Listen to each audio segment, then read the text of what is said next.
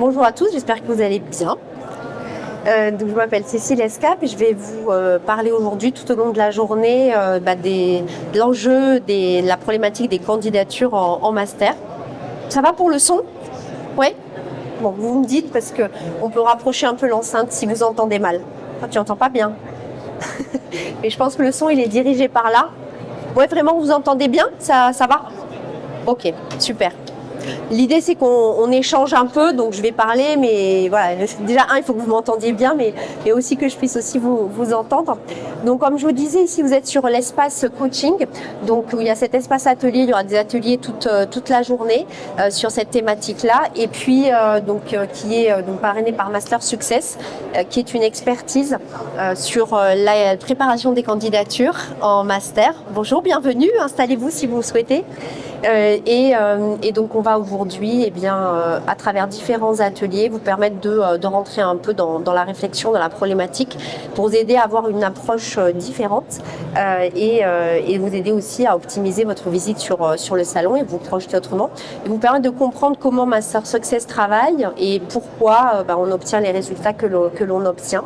Parce que c'est de la magie, c'est une expertise et je vais essayer de vous expliquer en quoi elle consiste. Comme je vous disais, alors, la thématique de ce premier atelier du jour, c'est choisir le bon master. Et donc c'est vrai que forcément ça doit être la première étape de savoir ce qu'on va cibler pour arriver à mieux atteindre cette cible-là effectivement. Donc pour commencer, ce que je voudrais vous demander à ceux qui êtes là, c'est est-ce que vous avez déjà en tête une liste de masters pour lesquels vous êtes vraiment, on va dire, sûr, en tout cas très engagés dans les candidatures que vous allez faire. Alors ceux qui ont cette liste-là en tête, qu'elle soit fixe, définitive ou déjà entamée, est-ce que vous pouvez lever la main ? Ok, donc vous êtes à peu près, on va dire, une petite moitié à avoir déjà cette liste-là. Et les autres, vous êtes à une démarche, à un stade assez, on va dire, vous êtes au tout début de votre démarche, c'est ça ? Ou c'est parce que vous êtes bloqué, ou vous n'arrivez pas à considérer que vous avez une liste parce qu'il y a trop de choses dans tous les sens ? Un peu, ça aussi. Voilà. Donc il y a une liste, mais vous n'osez pas l'appeler liste parce que pour vous, c'est pas assez structuré. Et pour ceux qui ont cette liste-là, est-ce que vous estimez bien connaître vos chances de réussite vis-à-vis de ces programmes-là ? Non. Donc il n'y a personne qui estime bien connaître ses chances. C'est assez logique. Oui ? En termes d'employabilité. Alors non, moi là je parle vraiment des chances d'intégrer le programme. Après, vous soulevez la question selon laquelle, en effet, est-ce que ce programme-là va me permettre de rejoindre les fonctions qui m'intéressent ? Non, alors pardon, du coup, peut-être que ce n'était pas clair. La question, c'est de savoir comment est-ce que vous évaluez vos chances d'intégrer, est-ce que vous arrivez à évaluer vos chances, les chances que vous avez en tant que candidat à l'entrée dans ces programmes ? Voilà, c'est très flou pour vous. Et alors, c'est très flou pour vous. Parce que vous avez quand même cherché à avoir l'information et vous n'avez pas trouvé. C'est ça ? J'ai pas cherché. Vous n'avez pas cherché. Et vous, est-ce que vous avez vraiment cherché ? Donc vous voyez qu'on arrive en fait, quand on pose des questions fondamentales comme celle-ci, à réaliser que les gens qui ont une liste, en fait, ils ne savent pas s'ils correspondent aux attentes de cette liste et en plus, ils ne se sont même pas vraiment posé la question. C'est tout à fait logique. Non, c'est pas ce qu'il faut faire. Mais je veux dire, votre situation, elle est fréquente, elle est extrêmement fréquente. Et déjà, vous êtes dans une partie de notre groupe de gens qui ont quand même déjà une liste, qui réussissent à se dire, oui, j'ai une liste. Et cette liste-là, finalement, donc vous voyez bien que la problématique, c'est qu'il y a une problématique avec la liste, en fait, ou en tout cas avec la démarche. Et ça, c'est la première difficulté, c'est qu'on ne prend pas les choses dans le bon sens, on ne se pose pas les bonnes questions. Et c'est la première, on va dire, le premier frein à votre réussite et à votre intégration dans les programmes. Si vous commencez à vous imaginez, vous prenez un arc, nous chez Master Success, voilà, c'est la flèche qui est voilà, le symbole qu'on a choisi. Si vous avez un arc et plein de flèches et vous commencez à les tirer dans tous les sens, peut-être par miracle, il y en a une qui va atteindre une cible. Mais voyez bien qu'on est dans du hasard complet, là. Et c'est une image qui est très révélatrice de la façon dont souvent vous y prenez. Il ne faut pas en avoir honte, c'est parce que c'est tout un système, un ensemble de choses qui nous mène à ça, qui vous mène à ça. Mais dès qu'on s'arrête un peu, qu'on se dit « Oula, qu'est-ce que je suis en train de faire exactement ?» c'est un peu déroutant parce que ça nous amène à nous poser des questions qu'on n'a peut-être pas toujours envie de se poser ou qui font un peu peur ou qui font réaliser que voilà, il va falloir faire des choix, il va falloir exclure des choses, il va falloir creuser, passer plus de temps à s'informer. Mais quand vous le faites, vous changez complètement la donne. Déjà parce que vous savez où vous allez et un peu mieux pourquoi vous avez écarté d'autres choses. Et ça, déjà dans votre tête, dans votre état d'esprit, vous n'êtes plus du tout dans la même dynamique. Et ça se sent et ça se voit. Et la moindre petite chose que vous allez faire, vous n'allez plus la faire de la même façon. Donc, ce travail-là de réflexion, où on pose les choses, obligez-vous à l'avoir. Parce que souvent on se précipite. Je vais candidater. On dit, et on pense déjà à comment je vais formuler ma lettre. Non, mais c'est pas du tout le sens des choses. En fait, la formulation de la lettre, c'est au dernier moment. C'est au dernier moment parce que tout le travail qu'on a fait avant va faire que, si on l'a vraiment fait, la lettre arrivera comme une évidence. Là, la lettre, elle est un problème, mais c'est pas rédigé, vous savez écrire, d'accord ? C'est pas ça le problème. Et donc, nous, notre rôle chez Master Success, c'est ça. On fait pas des lettres de motivation. Vous pouvez très bien faire des lettres de motivation tout seul ou avec l'intelligence artificielle. Pas besoin de nous pour ça. Mais notre travail, c'est de vous coacher comme on accompagne une entreprise dans son développement pour vraiment poser les choses, savoir quelles questions se poser, comment analyser, quelle information aller chercher. Et ça, dès le premier stade qui est celui de la recherche d'informations jusqu'au stade du montage de sa candidature. Et c'est vrai que c'est une démarche qu'il n'est pas évident de faire seul, même d'aller demander des conseils ou de poser cette problématique. Mais il faut se rappeler que les meilleures entreprises, celles qui se développent, elles vont chercher des conseils, elles vont chercher de l'expertise chez d'autres. Et quand individuellement on a besoin de débloquer une situation, de quel que soit le type, eh bien il faut réaliser que avec un conseil, avec un déclic, avec un accompagnement, les choses vont prendre une perspective nouvelle. Ce n'est pas lié à vous, c'est parce que vous ne savez pas vous trouver les solutions, c'est parce que vous manquez de quelque chose, c'est pas un handicap. C'est parce que, justement, ce que je veux vous dire aussi aujourd'hui d'important, c'est que vous êtes ici. C'est un signe énorme. Il faut que vous réalisiez qu'il n'y a même pas 5% des étudiants candidats en master qui vont se déplacer sur un événement.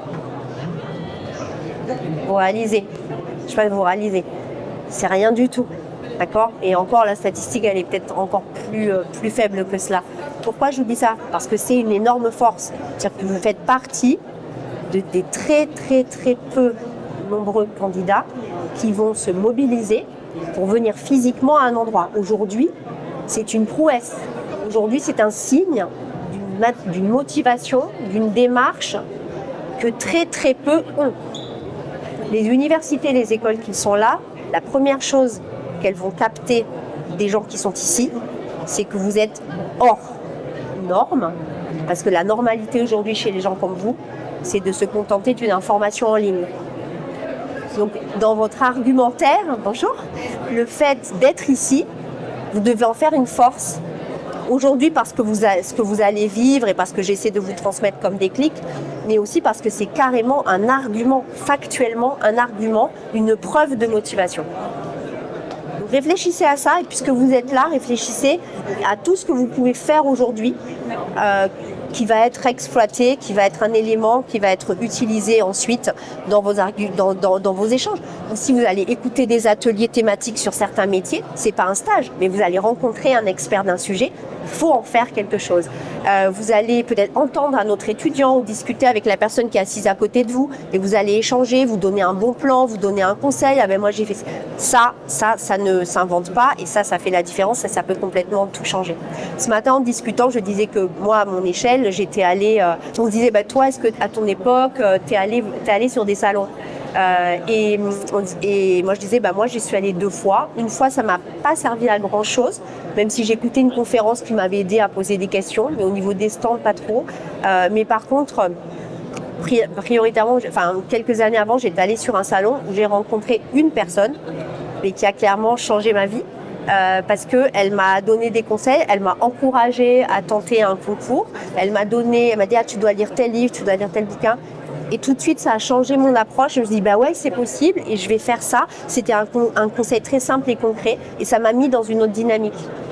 Donc moi, ce que j'étais, c'est pas cette personne qui a changé mes capacités, mais elle a changé ma façon d'aborder la problématique et de le percevoir. Donc c'est vraiment ça, et c'est une chose que nous, à laquelle on est attaché et que l'on constate, et c'est pour ça qu'on a ces taux de réussite de 93%. C'est pas parce qu'il y a que des étudiants qui ont une caisse de moyenne qui viennent nous voir.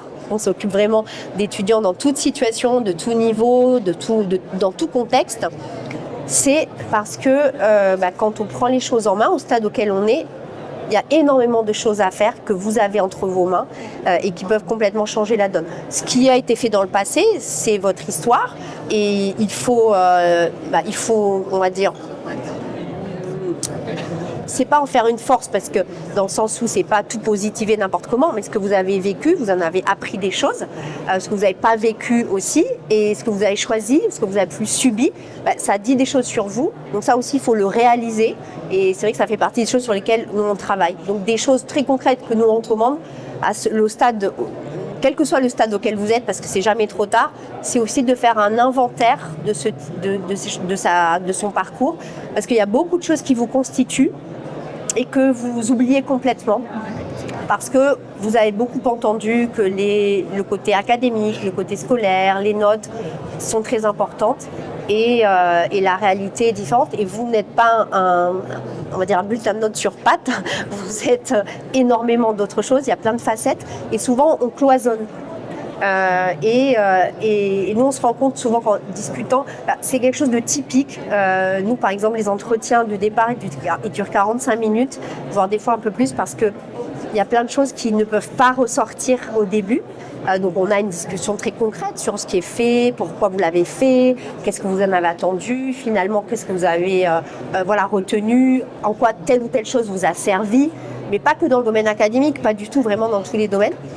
Et souvent, en fait, c'est vraiment après pas mal de temps de discussion qu'on dit « Ah, mais il n'y a vraiment rien, mais il n'y a pas autre chose ». Et nous, on gratte. Et tout le monde dit « Ah, mais si, il y a ça, je ne vous ai pas parlé ». Et là, on dit « Mais attendez, c'est super important ». Parce que ça devient clé, parce qu'on peut le connecter à ça et à ça et à ça. Et c'est des connexions que vous ne faites pas forcément. D'une part, parce que c'est l'évidence pour vous, c'est ce que vous êtes. Et donc, il y a des choses que vous ne formalisez pas, que vous ne conscientisez pas, et qui finalement deviennent des arguments carrément dans une candidature. Et ensuite, parce on cloisonne beaucoup. Or, vous êtes un tout. Et au moment de faire des choix importants de vie, il faut justement remettre ensemble toutes ces choses-là. Et des choses qui vous ont passionné étant plus jeune ou qui vous ont finalement, même si vous l'avez peu fait, mais vous dites « Ah ouais, à chaque fois je repense à ça, c'était super, j'ai vraiment aimé me retrouver dans cette situation. » Il faut écouter ces choses-là et dire « Ok, qu'est-ce que ça veut dire et comment je le prends en compte. » Ok. Alors, au-delà de ce sur quoi je voulais revenir, pour revenir aux candidatures, c'est que qu'est-ce qui se passe? On évoque le fait d'avoir une liste. Bon, à un moment donné ou à un autre, il va bien falloir avoir une liste et être candidat pour une série de programmes. Est-ce que vous pouvez me dire, alors comment je peux poser cette question? Est-ce que vous savez déjà à peu près à quelle quantité de candidatures vous allez faire? Est-ce que vous êtes déjà posé cette question? Combien je dois faire de candidatures? Vous êtes posé cette question? Oui. Et donc, le sujet, donc, après, au-delà de ça, est-ce que vous avez arrêté quelque chose par rapport à ça? Est-ce que le nombre de candidatures est quelque chose que vous avez pris en compte? Oui. Alors, vous êtes dit quoi, vous, par exemple? 10 candidatures. Ok. Et c'est d'où est sorti ce chiffre-là? Alors, je suis partie sur le site. Pardon, je vais vous laisser mon micro. D'accord, merci. Alors, je suis partie sur le site. Donc, j'ai vu à peu près les formations qui sont proposées et tout ça, j'avais fait là au background.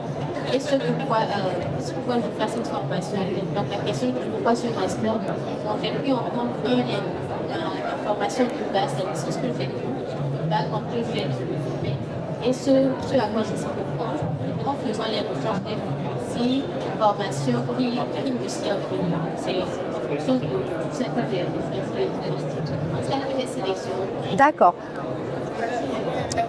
Très bien, donc vous n'êtes pas parti avec un chiffre en tête au départ, mais c'est votre travail d'enquête qui vous a amené à finalement à dire une dizaine de candidatures, c'est bien. Est-ce qu'il y a d'autres personnes qui veulent échanger sur ça, là, le nombre de candidatures Alors je dis ça parce que la stratégie, elle commence là. C'est qu'en effet, votre démarche, elle est tout à fait intéressante et logique d'analyser une offre et de se dire, tiens, finalement, si je croise mes critères, j'arrive à 10. Ok, très bien. C'est une méthode qui est bien, mais qu'il faut compléter avec une approche stratégique. Et on revient à ce que je vous dis au départ, de l'analyse de vos chances de réussite, parce qu'il faut combiner ça. Il faut vraiment creuser le plus possible de ce côté-là, et il y a vraiment il y a vraiment un aspect important à prendre en compte à ce niveau-là.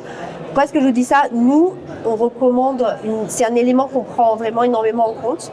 On a une approche stratégique, c'est-à-dire que on a une vision et on va, avec toute l'offre qui est adaptée à votre projet, appliquer cela à cette vision.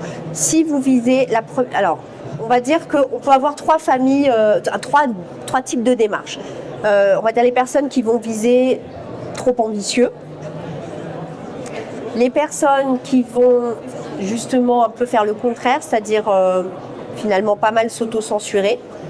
Et puis après, les gens, un peu l'image que je vous donnais au départ, des candidatures qui sont très dispersées, un peu trop disparates, un peu des tirs un peu dans tous les sens.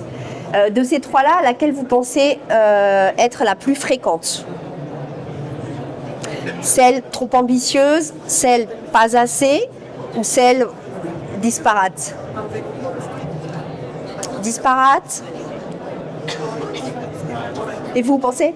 Un petit peu entre la 2 et la 3. Entre la 2 et la 3, ok. La 2, en fait. La 2. Ce que je veux dire par là, c'est que le premier phénomène qu'on voit, c'est l'autocensure. C'est la limitation. Et en tout cas, c'est pas une stratégie dans laquelle vous avez intégré au moins un objectif ambitieux, voire très ambitieux. Nous, ce que l'on recommande, c'est d'avoir... Alors nous, quand on accompagne, on prépare normalement 3 candidatures. C'est pas un hasard. C'est parce que justement... Alors, on ne dit pas qu'il faut en faire que 3, mais nous, dans l'accompagnement qu'on propose et dans le cadre duquel vous ne payez que si ça marche, je rappelle, on en prépare 3. Et nous, ce que l'on veut, c'est être content de nous. Bien sûr que vous rentriez quelque part, mais qu'on soit vraiment content et qu'il y ait eu un beau pas en avant. Donc, on va toujours avoir au moins un choix ambitieux, voire très ambitieux. Ambitieux et après un choix plus sécuritaire, plus réaliste. Et après, bien sûr, on réfléchit avec vous la stratégie globale et puis aussi à des plans B qui soient des solutions où si ça ne marche pas, si je n'arrive pas à rentrer là où il faut vraiment que je rentre, qu'est-ce que je fais? C'est une vraie question. Est-ce que je travaille? Est-ce que je vis une expérience? Est-ce que je comble un manque? Comment je rentre dans une stratégie pour que la problématique ne se retrouve plus là l'année prochaine, soit traitée? D'accord? Donc, je vous alerte là-dessus. Donc, la question de la quantité de candidatures, mais surtout la stratégie qui va avec et le lien avec l'évaluation de vos chances. Ok? Souvent, vous avez une sorte... vous vous bercez un peu d'illusions aussi par rapport à tout ça. Et il y a plusieurs illusions sur lesquelles je voudrais mettre la lumière. D'abord, la première, c'est que vous vous dites, je tente, on verra bien. Alors, vous tentez, on verra bien, il ne va rien se passer du tout en fait. Vous n'allez rien voir du tout. Là, on est dans une conférence, on laisse trop les choses au hasard, où on pense trop que tout ce qui va se passer est dû au passé et qu'à ce moment-là, on n'a plus rien à faire. Non, ce n'est pas quand on gagne, c'est pas ce qui se passe en fait. Alors ça peut se passer dans certains cas, mais si on veut vraiment prendre les choses en main, c'est pas comme ça que ça va fonctionner. Okay? Donc ça c'est la première problématique, la première illusion sur laquelle vous vous bloquez. les jurys ne vont pas récompenser un dossier académique strictement. Hein. Ils vont récompenser et en tout cas ils vont percevoir une démarche qui va être audacieuse, mais intelligemment audacieuse. Hein. Et si vous voulez, ils voient bien les jurys quand ils ont affaire à un dossier de quelqu'un qui sait pourquoi il est là. Parce qu'il y a tellement de candidatures qui arrivent là par hasard. Et ça se sent très très vite. Et dès que quelqu'un fait un petit pas, un petit travail, une démarche qui sort de la norme, comme je vous disais déjà, vous ici vous sortez de la norme parce que vous êtes physiquement présent à un événement sur les masters, ça se sent. Ça se sent. Alors il y a des choses très concrètes qui vous permettent aussi de l'exprimer, ces choses-là, mais le jury le sent déjà. Les gens qui vont vous rencontrer ici sur les stands, ils vont savoir que vous en rencontrez si vous échangez les coordonnées. Mais déjà, nous on sait qu'il y a des directeurs de programmes où tout de suite vous gagnez des points d'une manière dingue parce que vous êtes venu ici. C'est pas parce que ça leur facilite la tâche ou parce qu'ils vous ont trouvé sympa. Non, c'est pas ça. C'est parce qu'ils savent que c'est un critère. C'est un vrai critère. D'accord ? Donc, il y a plein de choses comme ça. Vous dites, ah oui, mais bon, j'ai pas les notes qu'il faut. Oui, mais je me suis déplacée à un salon. Il faut réaliser, je fais partie des gens qui sont en train de trouver une motivation et une démarche qui est aujourd'hui, comme je vous disais, vraiment rare. La deuxième illusion que vous vous faites, c'est plus je candidate, plus j'envoie de dossiers, plus j'ai de chance. Non, c'est la femme. Je reviens à mon image. Plus j'envoie de flèches, plus ça va marcher. Non. Alors statistiquement, on peut dire oui, mais il faudrait vraiment en envoyer énormément pour que. Mais ça marche vraiment pas comme ça. Donc, il faut trouver un équilibre. Il n'y a pas une solution magique. Peut-être que pour vous, mademoiselle, le bon chiffre, ça sera 5 ou 6 candidatures parce que. Et pour vous, peut-être, ça sera 12 parce que vous avez une stratégie peut-être plurielle, où vous hésitez entre plusieurs projets et où du coup, si les deux ont la même importance pour vous, il va falloir qu'on ait comme une double stratégie où dans chaque thématique, il va falloir travailler une cible ambitieuse, une un peu moins, etc. Donc, il n'y a pas de chiffre absolu. On ne peut pas vous dire, quelqu'un qui vous dit « Ah non, mais tu dois absolument faire 5 candidatures ou si tu en fais plus de 10, c'est une catastrophe. » Non, par contre, c'est vrai que plus vous en faites, plus c'est du boulot, plus c'est du travail et qu'il faut revenir à un bon dosage aussi parce qu'il faut mettre énormément d'énergie. Comme je vous disais tout à l'heure, si vous voulez viser une cible en particulier, il faut la connaître, il faut l'analyser, il faut la comprendre, il faut comprendre l'impact de là où elle est placée, le vent, les influences qui vont faire que vous allez avoir plus de chances de la toucher de là où vous êtes et que vous allez donc plus de chances de l'atteindre. Mais ce travail-là, il prend du temps, il faut de l'analyse. Et puis, pour cette cible-là, il y a un travail. Cette cible-là, il y a un autre travail, il y a une autre démarche. C'est beaucoup d'énergie si vous voulez bien faire. D'accord ? Et je comprends que ça vous panique. Vous dites, c'est pas possible, il faudrait que je tente beaucoup plus de programmes.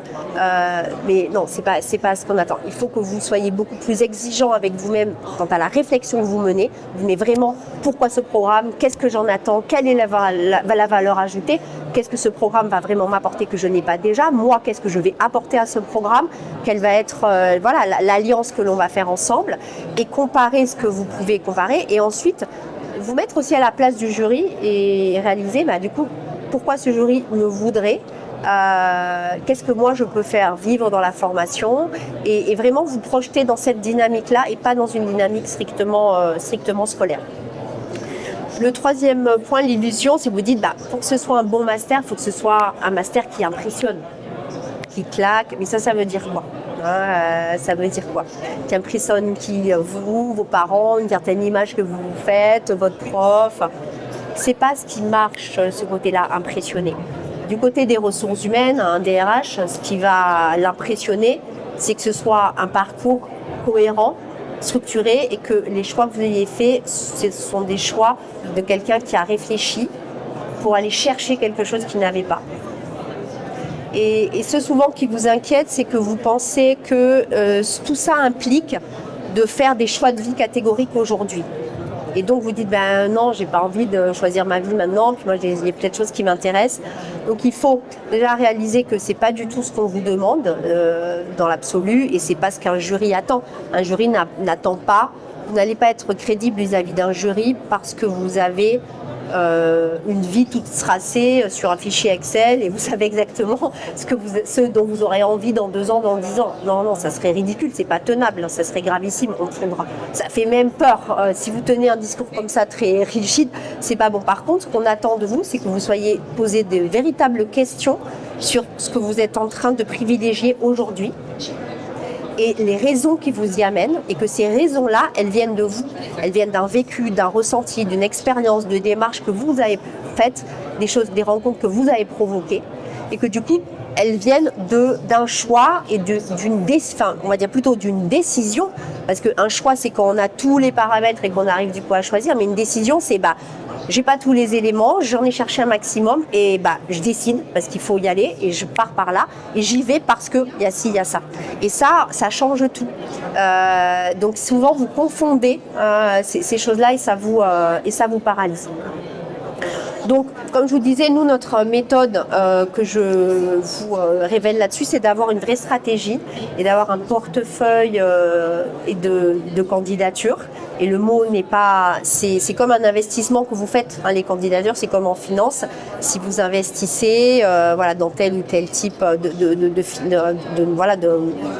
de financement, de placement d'argent, on va être là, en fait, vous placez aussi, c'est comme si vraiment vous faisiez, c'est un engagement du même type. Ce que je veux dire, c'est qu'il faut le voir avec cette approche-là, très professionnelle, très sérieuse, et se dire que vous êtes en train, vous engager dans une candidature, c'est aussi investir du temps, de l'énergie pour que ça marche. Et peut-être que vous dire les choses comme ça va vous aider à le voir un petit peu différemment. Donc, ce que je voudrais vous dire, une question que je vais vous poser, c'est quels sont les éléments que vous pensez être clés pour convaincre un jury? Là, un peu tout ce qui vous vient à l'esprit. Si je veux convaincre un jury, qu'est-ce que je peux mettre en avant? Normalement, vous allez me dire mes notes. Déjà, si j'ai des bonnes notes, déjà, je pars avec un capital positif. Ok, oui? L'expérience professionnelle. Ok, alors est-ce que vous pouvez préciser? Parce que vous allez dire, moi, j'en ai pas beaucoup d'expérience professionnelle, du coup, j'ai rien à dire. Stage obligatoire, par exemple, les stages obligatoires, donc ça c'est une forme d'expérience professionnelle. Est-ce qu'il y a d'autres formes d'expérience professionnelle? L'alternance. Alors déjà, qu'est-ce que expérience professionnelle? Ça veut dire quoi? Ça veut dire que vous avez fait l'expérience d'un environnement professionnel. Faire l'expérience, ça veut dire travailler.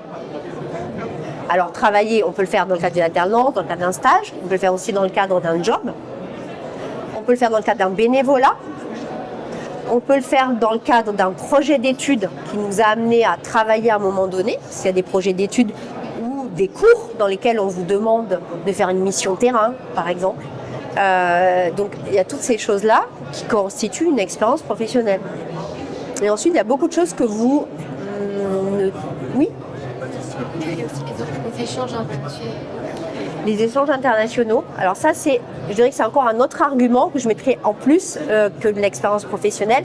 C'est l'ouverture internationale de votre profil. Oui, c'est un autre aspect qui est important. Mais pour revenir à l'expérience professionnelle, ce que je voulais vous dire, c'est que toute expérience que vous avez qui vous fait découvrir un environnement professionnel, un métier, c'est une expérience professionnelle. D'accord? Donc, le métier de vos parents, de votre entourage, de vos frères et sœurs, de votre voisin, des parents, de la personne chez qui vous, de l'enfant que vous gardez en babysitting. Moi, une année, j'accompagnais une étudiante et elle voulait aller vers du marketing. Alors, elle a fait un petit peu, mais elle voulait viser le marketing grand groupe, donc le côté marketing stratégique. Et on parlait, je l'accompagnais. Et puis, elle me dit mais j'ai pas de stage. Elle n'avait pas vraiment de stage dans le domaine. Et on a commencé à discuter. Je lui ai dit mais là on n'a plus le temps de faire des stages. Il n'y a pas de stage. Du coup, qu'est-ce qu'on peut faire? Je dis il faut rencontrer les gens. L'autre étape, c'est parce que dans des stages, on va apprendre des choses, parce qu'on va observer, on va faire des choses. Mais un échange, une discussion d'1 heure avec quelqu'un dont c'est le métier, vous apprend d'autres choses. Hein, c'est un autre vécu. Mais c'est une expérience d'une réalité professionnelle aussi, en fait. Et donc je me dis, mais vous n'avez pas des gens autour de vous qui bossent dans le marketing, qui ont un gros poste en marketing, allez voir des gens même d'entreprises très différentes Et là, elle me fait « Ah, mais oui, bien sûr, bah oui, le papa ou la maman de la petite fille que je garde depuis 3 ans, en fait, il est directeur marketing dans un grand groupe. » Je me suis dit, bah, vous avez quelqu'un à portée de main qui peut vous partager sa carrière, vous donner plein d'infos. Je fais donc, faut lui parler. Et elle a commencé à rentrer dans cette dynamique. Cette personne lui a fait une lettre de recommandation parce que je me suis dit, bon, il faut le solliciter, cette personne, il faut lui dire, bah, je veux parler avec vous de votre métier, il faut lui poser plein de questions. Et elle a appris plein de choses. Des choses différentes, voire et beaucoup plus de choses que finalement un stage où on se retrouve dans un contexte. Eh bien, on a travaillé ça dans sa candidature, on l'a mis en avant. Elle a été prise dans un très grand master spécialisé dans une grande école de management qui normalement exigeait un stage en marketing. Donc, je vais vous redonner l'espoir dans le sens qu'il y a plein de choses que vous pouvez encore faire. Vous pouvez encore faire. Même là, vous allez devoir bientôt préparer des candidatures ou faire des choix. Mais dès que vous avez enclenché des choses, même si elles ne sont pas finalisées, ça va jouer dans votre faveur parce que au moment où vous devez apporter un complément, vous pouvez renvoyer une lettre de motivation, vous pouvez rencontrer un jury dans le cadre d'un entretien. Et bien ces choses-là, même si elles ont commencé, elles sont petites, vous allez pouvoir en faire des vraies forces et des arguments. Voilà, pour terminer cet atelier, ce que je voulais que vous reteniez, c'est que quand vous abordez vos candidatures, il y a vraiment d'abord l'idée de calibrer cette approche stratégique et de réfléchir à vos attentes vis-à-vis du master d'une manière différente. Nous, la première chose que l'on fait, ça rentre dans la dynamique de préparation parce que comme je vous le disais, ça va être clé pour la réussite. Et nous, quand on prend un dossier, pour le coup, on prend tous les dossiers, on ne fait pas de sélection. On prend toutes les personnes qui viennent nous voir. Eh bien, c'est un élément déterminant qu'on va travailler tout au long de la candidature, qui est cette approche stratégique, qui des fois apparaît vite comme une évidence, des fois demande plus de travail, mais en tout cas, on ne peut pas réussir si on n'a pas cette approche. Ensuite, il y a l'approche stratégique qui implique une décision consciente du nombre de candidatures qu'on va faire et une prise de conscience que pour chaque candidature, il va falloir se mobiliser, il va falloir entamer telle ou telle action. Nous, c'est comme ça qu'on travaille quand on prend, donc là c'est l'étudiant qui choisit les 3 cibles pour lesquelles il veut qu'on l'accompagne. Nous, là-dessus, on n'intervient pas, on prend le défi. Et bien sûr, ces candidatures-là, à chacune, on va mettre un plan stratégique en action parce qu'on va analyser ce qui pourrait, on revient à l'étude réelle, concrète, pragmatique de vos chances de réussite. On va analyser très concrètement ce qui manque, où sont les forces, mais où sont les points faibles, les points sur lesquels on peut encore agir. Et il y a toujours des choses à faire. C'est impossible qu'on ne puisse pas les travailler. Il y a toujours des choses à faire. Et là, on va les travailler très concrètement avec un plan d'action. Donc, nous, notre approche, c'est pas de faire à votre place, surtout pas. C'est de vous donner les armes pour vous battre seul de la bonne façon. Parce que c'est vous, c'est votre parcours, c'est votre projet. Notre mission, nous, c'est de vous aider à gagner. Et on est vraiment là pour ça. Et ça fait partie. Et ensuite, tout cela fait que on maximise les probabilités d'admission par tout ce travail qui est très, très concret et qui vous replace en tant qu'acteur de votre parcours. Et c'est l'essentiel. Parce que tout cela, ce qui se joue, c'est ce que vous allez vivre. Ce qu'il faut voir aussi, c'est que cette période que vous vivez un peu négativement, parce que c'est dur, parce qu'il y a plein de questions, parce qu'on n'a pas envie de se les poser, parce qu'on a aussi plein de choses à faire à côté, envie de passer du temps à faire autre chose, il faut le vivre comme quelque chose de positif, comme quelque chose qui vous construit, et comme du coup l'immense opportunité de le plus possible de décider de ce qui vous arrive et du coup d'avoir quand même la main sur votre vie. Et c'est quand même une clé parce que c'est un élément important pour être heureux, pour être épanoui.